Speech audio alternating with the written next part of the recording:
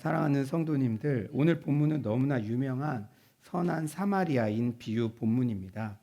여리고의 강도 맞은 자가 피를 철철 흘리며 죽어가는데 종교 지도자인 제사장도 못 본 채 지나가고 성전에서 제사장을 보필했던 레위인도 못 본 채 지나갔는데 당시 유대인들의 관점에서는 개처럼 여겨졌던 비호감의 극치 사마리아인만 그 강도 맞은 자를 극진히 보살폈다는 그런 내용이죠.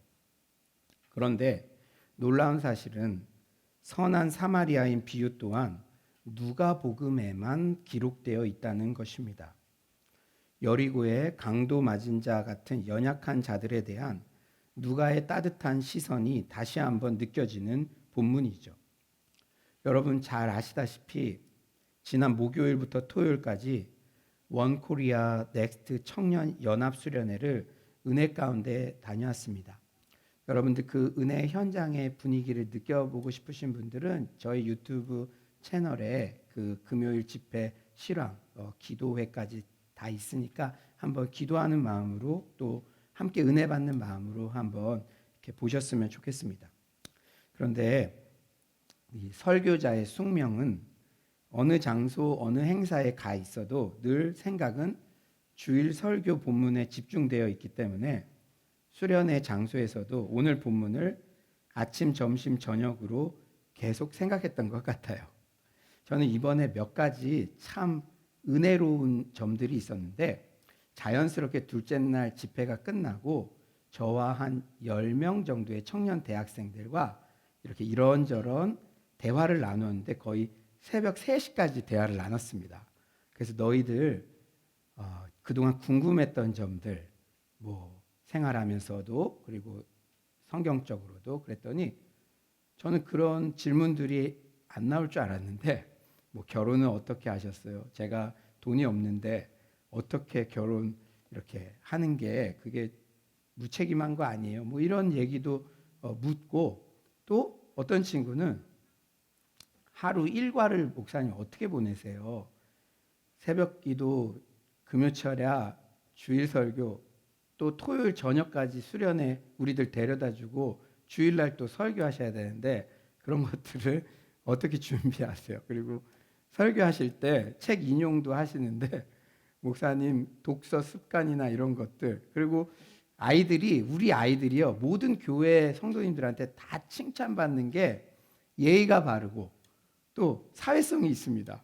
그래가지고 그런 대화할 때도 목사님 빨대를 꽂고 목사님 거를 쪽쪽 빨아들이고 싶어요. 이렇게 얘기하는 사람한테 힘이 되는 말들을 해주더라고요. 그래서 이런저런 얘기를 하다가 거의 새벽 3시까지 이렇게 얘기를 했어요. 그랬더니 친구들이 목사님 처음인 것 같아요. 이런 시간들이. 그랬죠. 늘 부교역자님들과 함께 갔는데 저는 정말 그 좋은 그 시간들을 어떻게 보면은 제가 부러웠어요.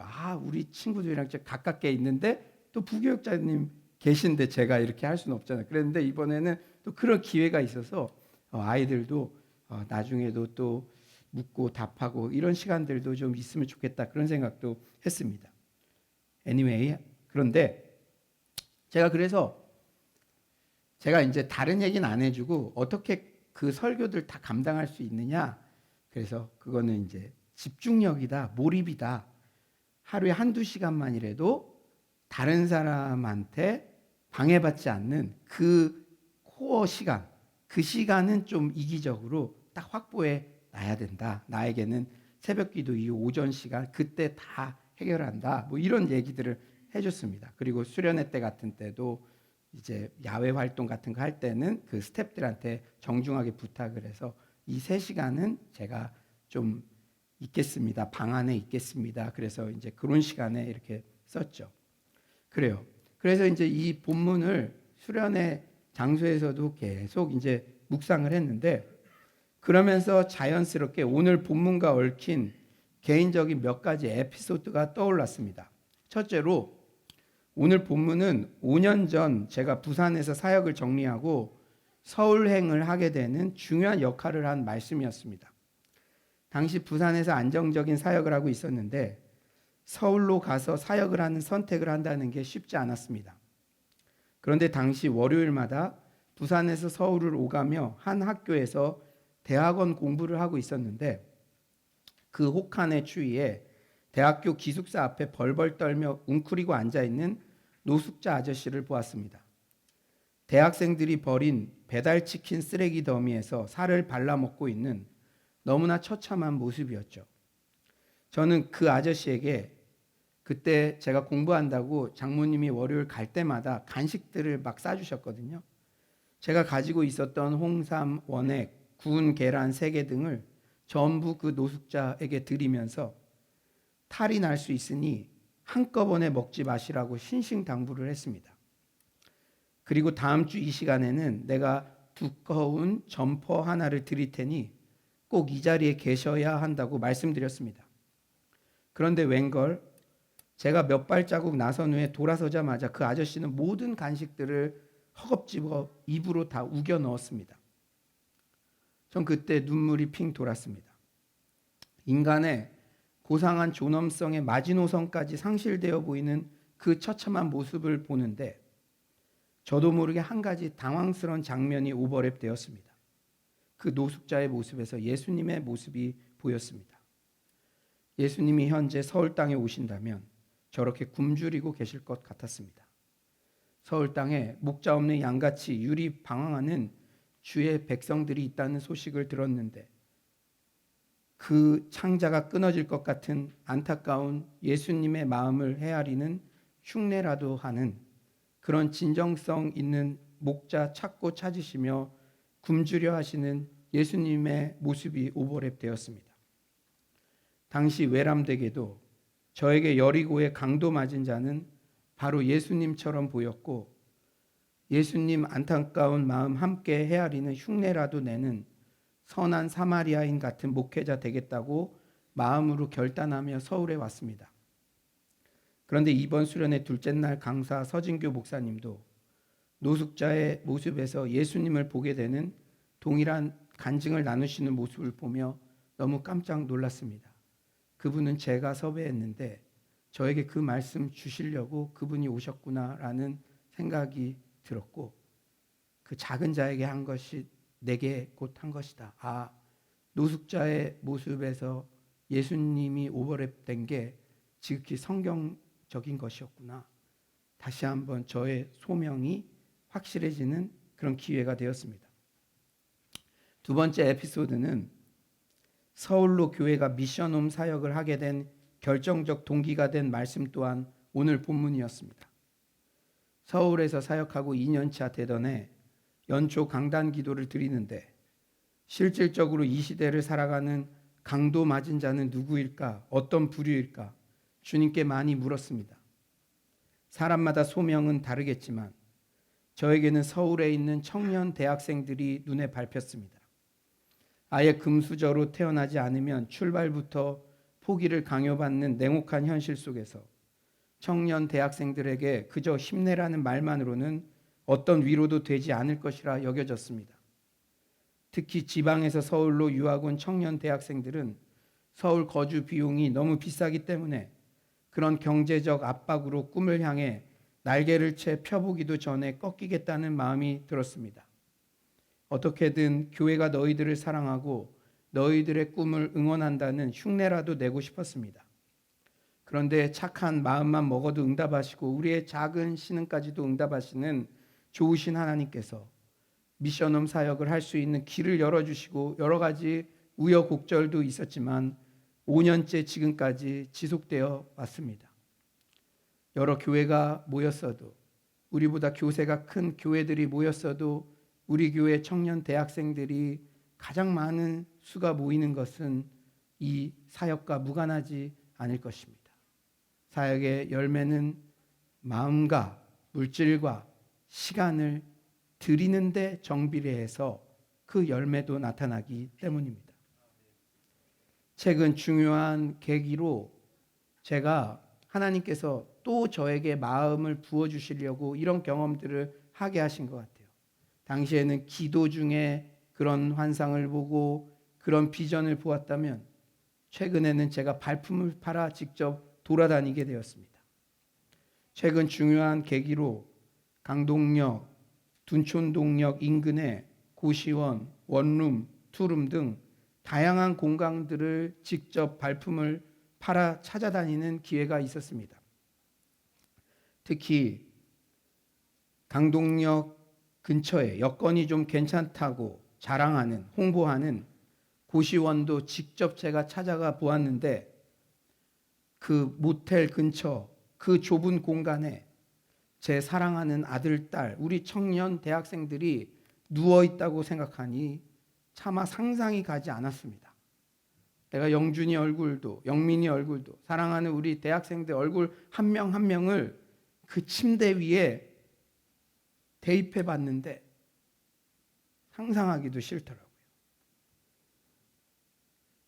이런 상황에서 청년 대학생 연합 수련회에 오게 되었고, 수련회 장소에서도 계속적으로 선한 사마리아인 비유 본문을 묵상하다 보니 나의 첫 소명도 더 기억이 나고 청년 대학생 한 명 한 명이 더 소중하게 느껴졌습니다.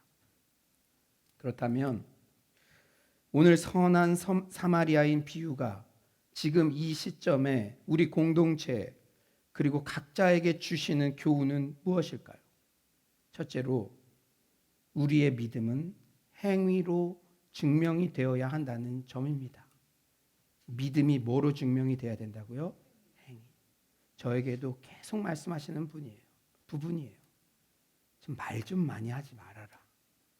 너가 하나님을 사랑하고 이웃을 사랑하고 교회를 사랑하고 성도를 사랑하는 행위, 그 모습이 보이면 말할 필요 없다. 제발 말 좀 많이 하지 말아라. 저에게도 계속 하시는 말씀이에요.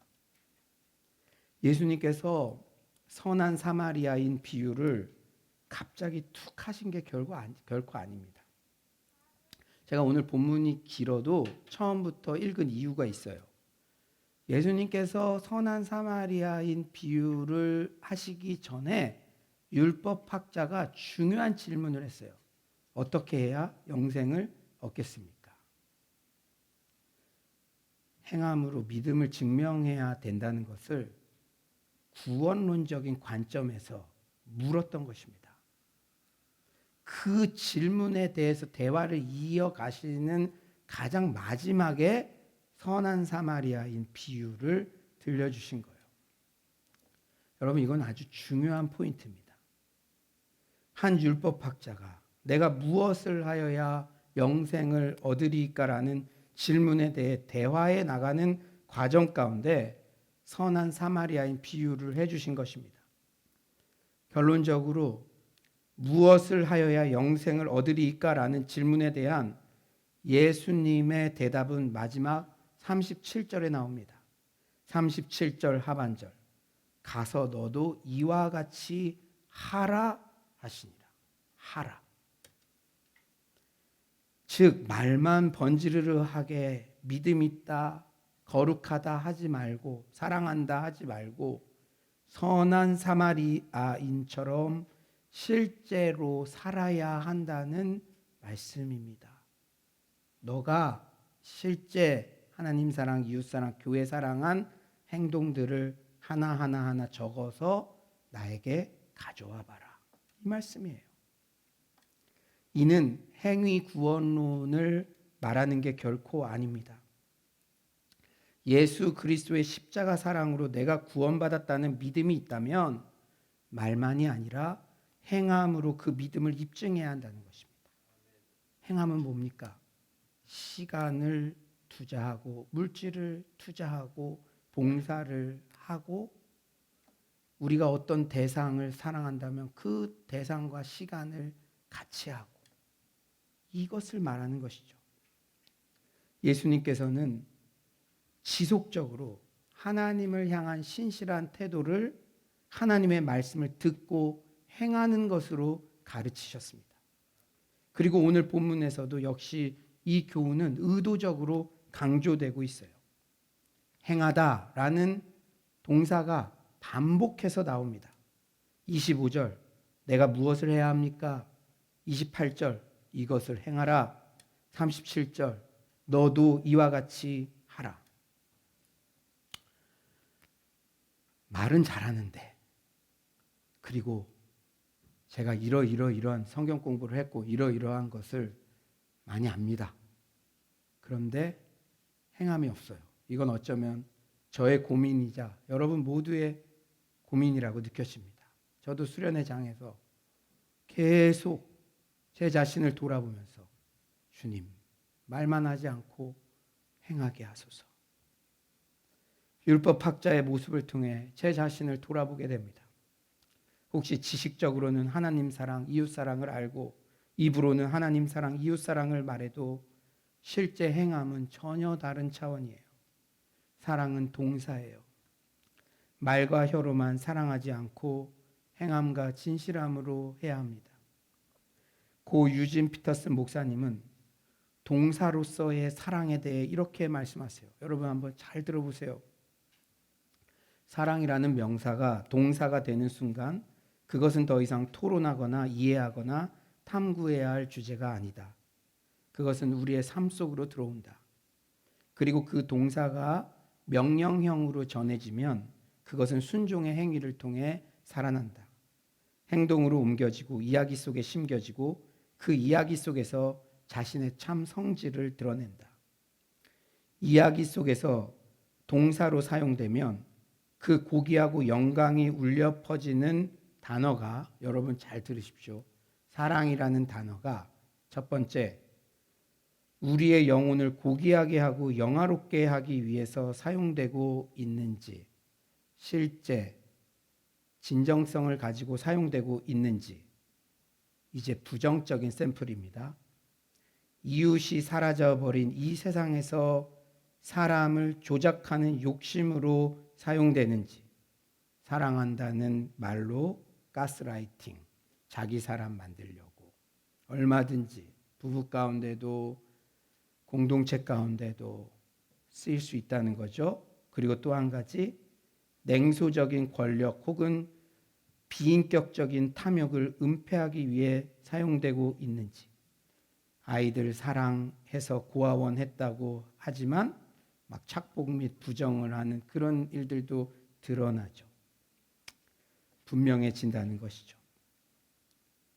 사랑이라는 단어가 진정성 있게 삶으로 증명된 단어로 활성화되고 있는지, 아니면 사랑이라는 거룩한 말로 포장되어서 다른 사람을 조작하려고 쓰여지고 있는지, 아니면 자신의 숨겨진 탐욕을 은폐하기 위해 그 고귀한 단어가 사용되고 있는지, 우리가 하나님 사랑, 이웃 사랑, 교회 사랑이라는 말을 할 때 그 사랑이라는 말이 진짜 진정성 있게 내 입에서 지금 쓰여지고 있는 것인지 우리가 우리를 돌아봐야 될 줄 믿습니다. 한마디로 동사로 활성화된 사랑만이 진정성을 갖게 된다는 그런 의미입니다. 오늘 본문이 이 시점 우리에게 주시는 교훈은 둘째로 친구와 적들을 구분하는 편가르기를 그치고 그저 이웃이 되어주라는 교훈입니다. 이것도요, 좀 누가 유대인이고 누가 이방인이고 누가 제대로 신앙생활하고 누가 신앙생활을 하지 않고 누가 우리의 사랑을 받을 만한 자격이 있고 없는지 그런 것 좀 탁상 공론하지 말고 그냥 너가 이웃이 좀 되어줘라, 이런 말씀이에요. 예수님은 그러면 내 이웃이 누구니까? 라는 율법학자의 두 번째 질문에 다소 동문서답 같은 대답을 하세요. 37절 하반절에 예수께서 이르시되 가서 너도 이와 같이 하라 하시니라. 가서 너도 이와 같이 하라. 누가 이웃인지 아닌지 그런 편가르기 하는 것 그치고 이방인이든 유대인이든 유력한 자든 연약한 자든 그저 그들의 이웃이 되어주라고 대답하십니다. 자꾸 남이 내 이웃 될 만한 자격 있는지 없는지 논하지 말고 너가 행동하는 사랑을 실천하고 있는지 너 걱정이나 하라. 그런 말씀이에요. 너 걱정이나 해라. 자꾸 말로 거룩한 것과 거룩하지 않은 것, 이웃과 이웃 아닌 것, 그런 거 말하지 말고 좀 이웃이 되어준 그 결과를 가지고 주일날 왔으면 좋겠다. 이런 말씀이에요. 지난 일주일간도 하나님 사랑, 이웃 사랑, 교회 사랑, 자녀 사랑, 아내 사랑, 그 결과를 가지고 왔으면 좋겠다. 당시 율법학자는 유대인, 이방인, 거룩한 자, 부정한 자, 친구와 적들을 구분하는 데 선수였어요. 당시 율법학자의 관점에서는 이야기 속에 등장하는 제사장과 레위인이 거룩한 자요 친구였어요. 그런데 이야기 속의 직업 종교인인 제사장은 시체를 만지면 부정해진다는 생각으로 자신의 직분을 보호한다는 명분으로 그냥 피해 지나갔습니다. 나는 제사장이라는 어마어마한 직책을 감당한 거룩한 자인데 시체를 접하면, 그리고 죽어가는 자 접하면 내가 부정해지니까 나는 거룩한 주의 일을 하기 위해서 요거는 내가 더 상위의 일, 고매한 일 하기 때문에. 참 찔리는 말씀이에요. 그리고 제사장을 돕는 보조자인 레위인은 제사장의 선례를 보고 양심의 부담 없이 지나쳤습니다. 목사님도 안 도우시는데 튀르키에 성도인 나는 딱 이런 상황이에요. 제사장도 그냥 지나치는, 그랬기 때문에 리더가 중요한 것 같아요. 그러니까 이 본문이 누구도 피해갈 수 없는 본문입니다. 우리 안에도 이런 마음의 작용들이 너무 많이 일어나잖아요. 하지만 유대인이 그토록 무시하고 비하했던 존재인 사마리아인은 자신이 활용할 수 있는 모든 최선을 다해서 긍휼을 베풉니다. 예수님의 이 이야기를 듣자 율법학자는 한 사마리아인이 진정한 이웃이라고 스스로 시인하고야 합니다. 스스로. 그런데요, 여러분, 이건 혁명적인 일입니다. 유대인 율법학자가 사마리아인을 선하다고 인정하는 것. 선한이라는 단어와 사마리아인이라는 단어는 유대인의 관점에서는 병립이 불가능한 단어였어요. 선한 동성애자, 선한 창녀, 선한 강간범, 우리가 이렇게 말하는 거나 마찬가지로 어이없는 말이었습니다. 그런데 율법학자는 자신의 고집과 경험과 모든 편견과 선입견을 뛰어넘어 자기 스스로 선한 사마리아인이 진정한 이웃이라고 시인하고야 합니다. 핵심은 말만 좀 하지 말고 죽어가는 사람 앞에 행동하는 사랑을 가진 자가 이웃이고, 종교적 언어로 말로만 사랑을 떠드는 자는 이웃이 아니라는 것입니다. 그리고 결국 너희가 이웃이 누구인지 정의하고 대상을 정해서 배제와 포용을 선택하기 전에 그저 친히 이웃이 좀 되어주라는 그런 말입니다. 사랑하는 여러분, 제 자신과 여러분 모두에게 묻습니다. 주일 예배를 나올 때 지난 일주일 동안 하나님 사랑, 이웃 사랑, 그저 이웃이 되어줬던 행동들이 몇 개를 가지고 이 자리에 나왔습니까? 그게 없다면 어떻게 해야 구원을 받을 수 있겠습니까? 진지한 질문으로, 주님, 내가 믿음이 있다고는 했는데 그 믿음을 증명할 수 있는 행동들이 전혀 없었다면 우리가 통해 자복해야 될 줄 믿습니다. 다른 게 통해 자복할 게 아니라 말만 번지르르 한 거, 그걸 먼저 통해 자복해야 될 줄 믿습니다.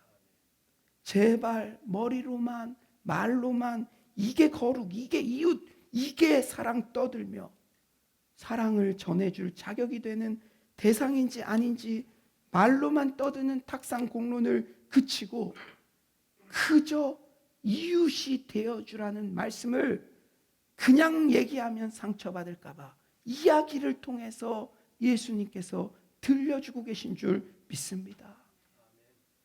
세 번째, 이 시점에 이 비유가 우리 공동체에 주시는 교훈은 우리 또한 작은 예수로 선한 사마리아인처럼 살아내자. 2023년에는 살아내보자. 지금까지 살아왔던 것처럼 살아내보자. 오늘 본문의 선한 사마리아인은 예수 그리스도를 상징해요. 그는 뜻밖의 사랑을 여과 없이 보여주었습니다. 33에서 35절 우리 다 같이 한번 읽어볼까요? 33에서 35절입니다. 시작. 어떤 사마리아 사람은 여행하는 중 거기 이르러 그를 보고 불쌍히 여겨 가까이 가서 기름과 포도주를 그 상처에 붓고 싸매고 자기 짐승에 태워 주막으로 데리고 가서 돌보아 주니라. 그 이튿날 그가 주막 주인에게 데나리온 2를 내어주며 이르되 이 사람을 돌보아 주라. 비용이 더 들면 내가 돌아올 때에 갚으리라 하였으니. 사마리아인의 사랑의 특징이 어떻습니까? 사마리아인의 사랑은 희생과 불편을 각오한 사랑이에요. 이번 수련회 때 첫째 날에 이무현 목사님이시라는 분이 청소년 진짜 특화된 그냥 앉으셔서 농담하는 것처럼 계속 그러셨거든요. 그런데 믿음에 대해서 얘기하셨는데 여러분 제가 너무 순진해서 저는 눈을 그냥 감았어요. 근데 여러분들 스스로도 자녀도 처음 질문이 자기 구원받았다는 게 진짜 믿어지는 사람 손들라니까 소수였대요. 아리까리한 사람 다수였대요. 저 심각하게 아이고 사랑하는 여러분, 그래서 믿음이 들어가면 어떤 변화가 나오는지 이것도 역시 행동으로 입증된 믿음이지요. 첫 번째가요. 깡이 생긴대요. 자기 어머니가 술집 여자였고 맨날 중고등학교 때도 술 먹고 담배 피고 했는데 안 한다 그러니까 예수 만나고 안 한다 그러니까 친구들이 막 공격하고 그런데 깡이 생기더래요. 담대함이. 그러니까 우리가 믿음이 들어오면 담대함이라는 열매가 있어야 된다는 거죠. 계속 눈치 보고 있으면 우리 믿음을 점검해 봐야 된다는 거죠. 그 다음에는요. 거절할 수 있대요. 믿음이 있다고 하면서도 계속 예전처럼 거룩하지 못한 행동, 거절하지 못하면 그거는 우리 믿음을 점검해 봐야 된다는 거죠. 마지막으로는요. 믿음이 있으면 고난을 받는데요. 믿음이 있으면 우리 바울도 디모데에게 믿음과 함께 고난을 받으라 말씀했죠.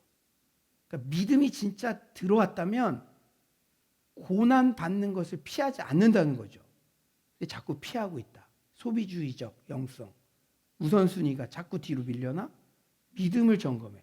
근데 영준이가 그분 농담하듯이 하는데 세 가지가 딱 박혔대요.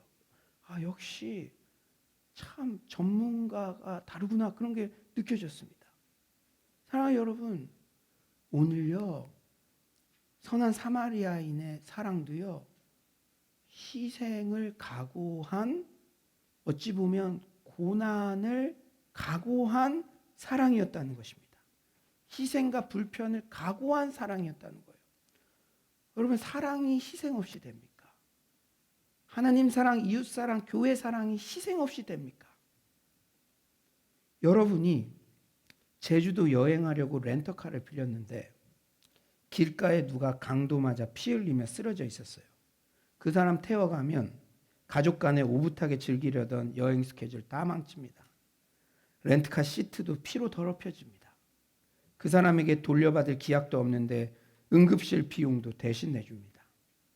희생과 불편을 감수하지 않으면 할 수 없는 행동이죠. 또한 사마리아인의 사랑은 목숨을 건 사랑입니다. 뭐를 걸었다고요? 목숨. 유대인들의 사마리아인에 대한 반감은 상상 그 이상이에요. 사마리아인이 유대인 동네에 들어가면 생명을 잃기도 했습니다. 그런데 이야기 속의 선한 사마리아인은 자기 목숨이 위태로운 곳에서도 희생자를 유대인 동네로 데리고 들어갔으며 한밤을 지새웠어요. 데리고 들어갔어요. 유대인 동네. 자기 죽을지도 모르는 그 동네에 데리고 들어갔다는 거예요. 이는 목숨을 건 사랑입니다. 이 모든 목숨을 건 희생적 사랑이 가능케 한 원동력이 있는데 이거 우리 힘으로 하기 어려운 거예요. 우리는 여행 갔을 때도 슬쩍슬쩍 지나가고 그것도 되게 힘든데 내가 저 지역에 가면 죽을 수도 있는데 걔를 데리고 들어가? 목숨을 건 사랑은 우리 힘으로 할 수 없는데 그 원동력이 어디에서 나왔냐? 33절에 해답이 있어요. 불쌍히 여겨, 불쌍히 여겨. 예수님의 모든 기적과 이적도 불쌍히 여기는 마음에서 시작됐습니다. 작은 자들에게 다가가는 수많은 선교사들, 자신의 안위를 버리고 이 땅을 떠나는 수많은 사역자들의 첫 시작점도 불쌍히 여기는 마음, 그 컴패션에서 시작된 것입니다. 그런데요, 우리 모두는 예수님의 불쌍히 여김, 그 긍휼을 받은 존재들입니다. 여러분, 우리 모두 선한 사마리아인 같은 예수님의 그 목숨을 건 사랑을 받은 사람임을 인정하십니까? 예수님, 마태복음 9장 36절, 무리를 보시고 불쌍히 여기시니 이는 그들이 목자 없는 양과 같이 고생하며 기진함이라. 높은 하늘 보자 버리고 이 땅에 오신 이유도 불쌍히 여겨져서, 불쌍히 여겨져서. 마태복음 11장 28에서 29절, 수고하고 무거운 짐진 자들아 다 내게로 오라. 내가 너희를 쉬게 하리라. 주일날마다 예배로 초대하는 것도 예수님의 초대죠. 수고하고 무거운 짐진 것 같은 그 모습들이 불쌍히 여겨지기 때문에 하나님께서 주의 목회자에게 그 동일한 마음을 주시고 성실하게 말씀 준비를 하게 하시고 그 불쌍히 여기는 마음이 공명되기 때문에 우리가 이 자리에도 나와서 은혜를 받고 회복되는 줄 믿습니다. 우리 모두는 예수님의 긍휼하심 덕분에 이런 목숨을 건 희생과 사랑을 받은 존재죠.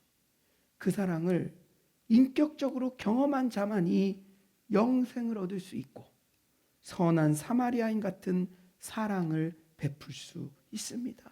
억지로 안 돼요. 억지로 안 돼요. 요한복음 13장 34절 우리 다 같이 한번 읽어봅시다. 요한복음 13장 34절 시작. 새 계명을 너희에게 주노니 서로 사랑하라. 내가 너희를 사랑한 것 같이 너희도 서로 사랑하라. 아멘. 내가 너희를 사랑한 것 같이. 나는 말로만 사랑하지 않았어.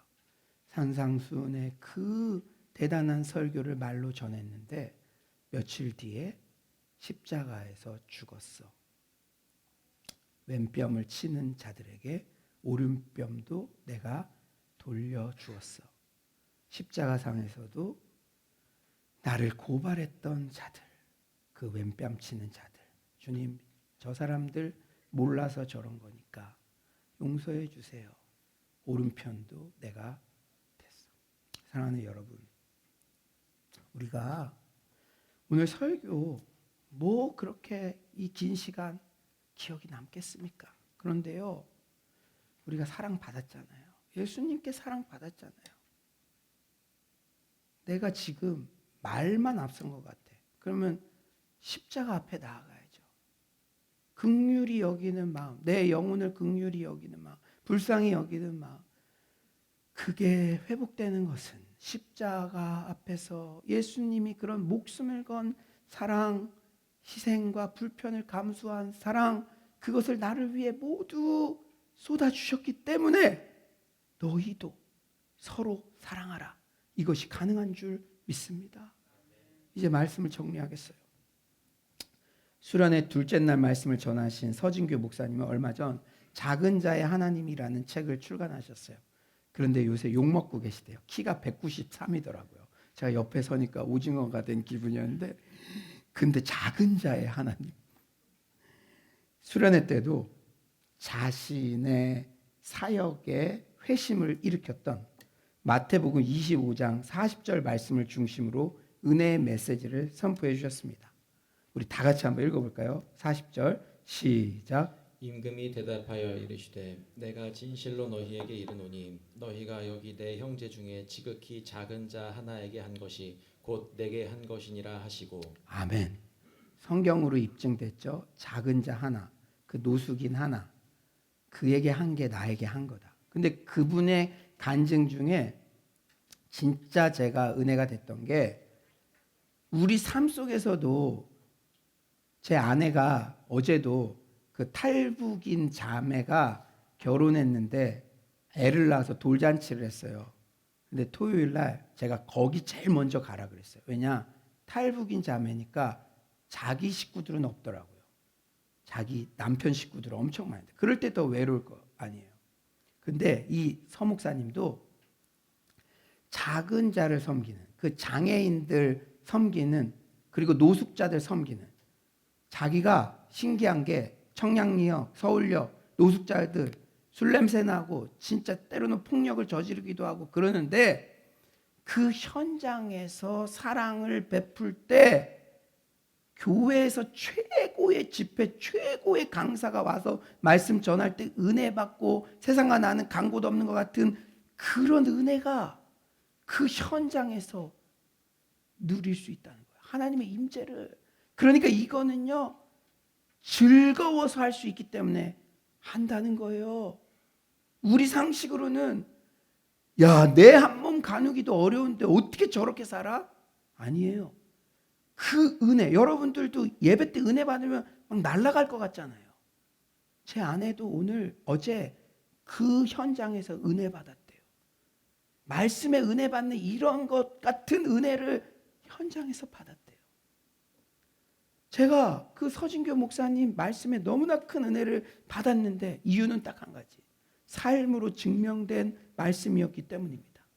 목사님은 장애인 자립을 돕는 구딜스토어 사역을 최선을 다해 감당하셨는데 그분의 목표는 1만 장애인 파송운동이래요. 구딜스토어가 그 나눔하는, 그 중고 나눔하는 것을 장애인들이 하는 거래요. 장애인들이. 왜냐? 장애인들이 20살 이후 되면 다 시설도 못 가고 집안에 박혀서 공황장애, 우울증 다 그거 빠지는데, 걔네들을 방 밖으로 와서 걔네들이 그거 일하게 하는 거. 1만 장애인들이 방에서 나오게 하는 게 자신의 사명이래요. 그런데요, 장애인 사역을 하는데 그만 자신의 사랑하는 딸이 소아뇌전증, 간질, 발달장애 판정을 받으셨답니다. 장애인을 대상으로 사역하셨던 것과 장애인 부모가 직접 된 것과는 참 많이 다르더라고 솔직히 말씀하시더라고요. 그런데 결론은 여전히 이런 어려운 상황에서도 더 작은 자들을 계속해서 섬기고 계십니다. 주님 주신 은혜가 있으니까. 작은 자가 예수님이니까, 예수님 직접 만나니까 얼마나 큰 은혜가 있겠어요. 사랑하는 여러분, 이번 수련회 때도 그 간질 딸이 입원한 상태에서도 한 걸음에 와주셨어요. 이런 말도 안 되는 사랑의 실천이 가능한 것은 역시 예수님의 긍휼하심에 있습니다. 그 목사님의 아버지, 어머니는 모두 알코올 중독자에, 본인은 고3 자퇴생 신분 게임 중독자였는데 한 수련회에서 예수님이 자신을 만나 주셨고 지금 목사가 되어 이렇게 말씀을 전하고 있다고 감격해 주셨어요. 자기 같은 애가 한 명이라도 있다면 자기가 몸이 부서져 전주에서 오는데 5시간 걸렸대요. 그런데도 오는 거예요. 자기 같은 그 한 명이 수련회자. 근데 제가 말씀 끝나고 놀랐습니다. 그분과 같이 하는데 어떤 애들이 찾아요. 사실 저희 형이 정신질환자예요. 장애인이에요. 그런데 목사님 말씀 공감됐어요. 애가 그러는 거예요. 사랑하는 여러분, 수련회 폐회 예배가 진짜 일상의 수련회의 시작이라는 말이 있습니다. 비단 청소년, 청년 수련회 참석자뿐 아니라 우리 성도님들 모두 다시 새롭게 시작하는 마음으로 선한 사마리아인 본문을 통해 얻은 교훈들을 실천하시기를 소망합니다. 예수 그리스도의 십자가 사랑으로 받은 구원에 대한 믿음을 우리의 행함으로 증명합시다. 우리 예배 올 때마다 좀 말은 좀 줄이고 사랑방 모임할 때도 1번, 2번, 3번, 4번 제가 일주일 동안 작은 자 제가 수련회장에 가서 그 아이 이렇게 데려다주고 픽업하고 섬겼습니다. 그거 얘기할 거 없으면 기도하고 회개하고 이런 우리 공동체 되기를 소망합니다. 말과 혀로만 사랑하지 말고 행함과 진실함으로 사랑합시다. 내가 사랑할 만한 대상인지 아닌지 친구인지 적인지 편가르게 그만하고 그저 죽어가는 영혼들의 이웃이 되어줍시다. 선한 사마리아인 같은 목숨을 건 사랑 보여주신 예수님 사랑 덕분에 우리 또한 작은 예수 또 한 명의 선한 사마리아인 되어 긍휼을 베푸는 서울의 모든 성도님들 되시기를 간절히 축원합니다.